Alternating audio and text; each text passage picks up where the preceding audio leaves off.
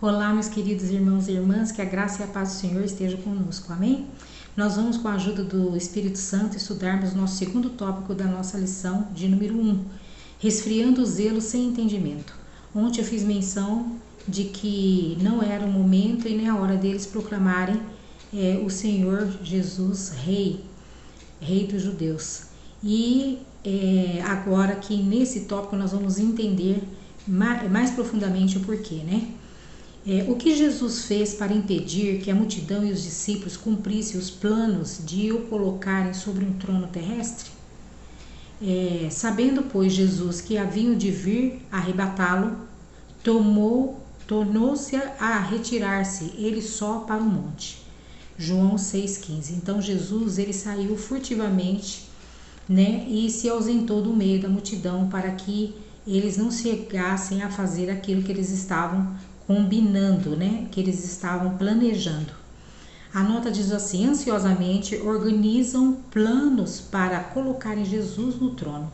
Porém, Jesus percebe o que estão fazendo e entende o resultado que isso teria, algo que eles não conseguem compreender. Enquanto isso, os sacerdotes e governantes já planejavam matá-lo, né, antes do momento, antes da hora. Ainda diz, um esforço para coroá-lo certamente levaria à violência e à insurreição, prejudicando a obra do reino espiritual, que já estava tudo profetizado, né? Por isso Jesus decide agir. Ordena-lhes que entrem no barco e retornem imediatamente a Cafarnaum, enquanto ele mesmo se encarrega de despedir a multidão. Jesus, então, ele tem a atitude no momento certo, na hora propícia, né, para que aquilo não acontecesse, porque não poderia acontecer. Tudo já estava profetizado como deveria ser, né? Para terminar essa pergunta, diz assim: os discípulos acharam difícil se afastar e deixar Jesus naquela praia desolada. Eles até protestaram contra o plano, mas Jesus falou com uma autoridade que nunca tinham visto. Então eles obedeceram. Sobre a palavra de Jesus, eles aquietaram o coração, que estava tão agitado e pronto a tomar uma decisão impensada, e eles obedeceram a Jesus, saindo dali e indo para Cafarnaum. 2b. No dia seguinte ao milagre, o que a multidão fez? Vendo que, pois, a multidão, que Jesus não estava ali, nem os seus discípulos, entraram eles também nos barcos e foram para Cafarnaum em busca de Jesus. E achando-o no outro lado do mar, disseram: Rabi, quando chegaste aqui? Então Jesus saiu tão furtivamente, né, que eles não o perceberam. Por isso, da pergunta que eles falaram, né, fizeram a ele: Rabi, quando chegaste aqui?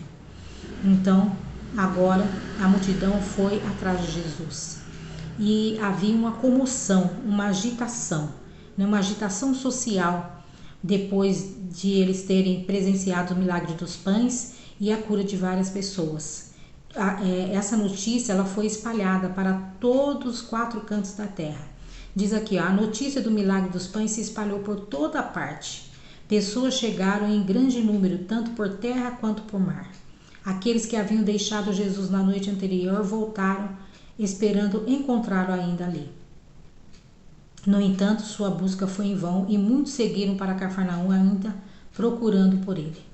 Enquanto isso, Jesus havia chegado a Genezaré, após apenas um dia de ausência. Assim que souberam que ele havia desembarcado, as pessoas, correndo toda a terra em redor, começaram a trazer em leitos aonde quer que sabiam que ele estava os que se achavam enfermos. Então, Genezaré, eu busquei saber o que era, né? É um lago que era também chamado Mar da Galileia e também chamado por Tiberíades. Então ele foi para esse lugar e agora o povo se juntou a ele novamente, mas uma grande multidão se fez porque a notícia e o relato daqueles que haviam presenciado os milagres, eles se encarregaram, né, de propagar, e muitas pessoas foram trazidas a Jesus para serem curadas naquele dia. Até amanhã, quando nós vamos ver a sequência dos acontecimentos, né, como se deram.